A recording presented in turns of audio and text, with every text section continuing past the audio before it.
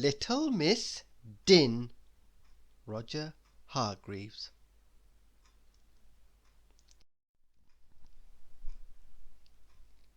Poor little Miss Din. She lived in Loudland. She often had to shout through her megaphone, "Silence, mice!" But the mice of Loudland continued, "Squeak, squeak, squeak."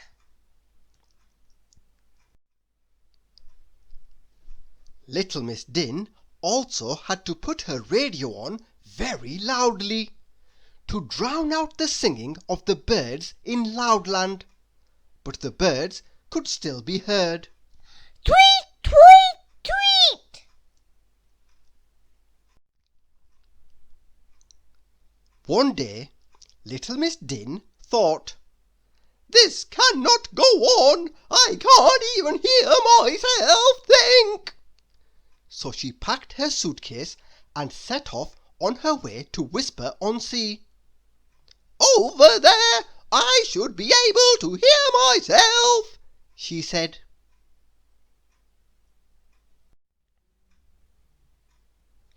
As Whisper-on-Sea was 12 miles away, little Miss Din caught the bus. "One ticket for Whisper-on-Sea, please," she shouted to the driver through her megaphone.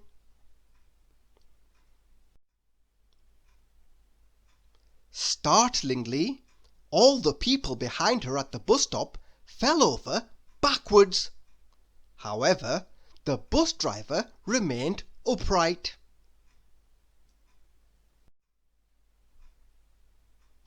Obviously because he was sitting.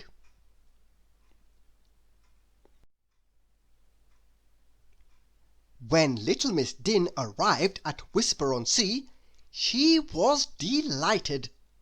"What a pretty little beach, so calm and quiet," she thought. Then she saw Mr. Quiet. "Is it time for a nap?" she asked him through her megaphone.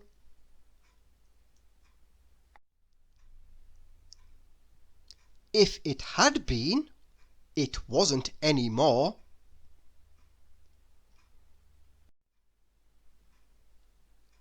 Next, little Miss Din saw little Miss Shy. She was floating in the sea. "Warning! A wave!" little Miss Din shouted through her megaphone.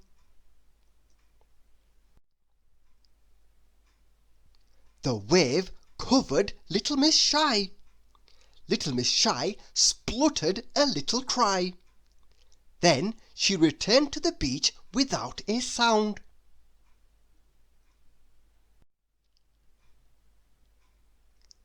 Little Miss Din was thinking, "With neighbours this quiet, I will have to think about moving to Whisper-on-Sea."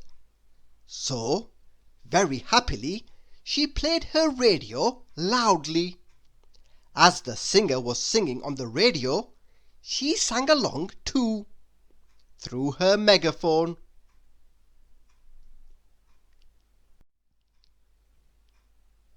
Mr. Quiet ran to little Miss Shy. "This cannot go on," he said. "We must go." "What did you say?" asked little Miss Shy.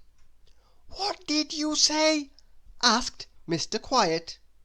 They could hardly hear each other because of the deafening noise from little Miss Din. Suddenly, clump, clump, clump, someone in a large pair of shoes approached. Do you know who they belong to?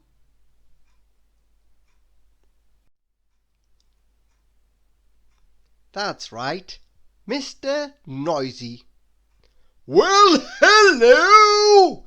he boomed as he joined the holiday makers. But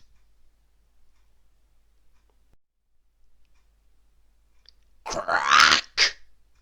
That was the sound of little Miss Din's radio.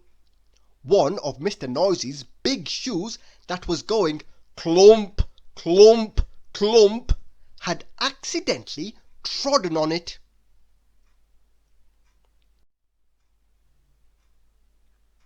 Surprisingly, after seeing her broken radio, and after Mr. Noisy had boomed, "1,000 apologies!" far louder than she could have done with her megaphone, well, little Miss Din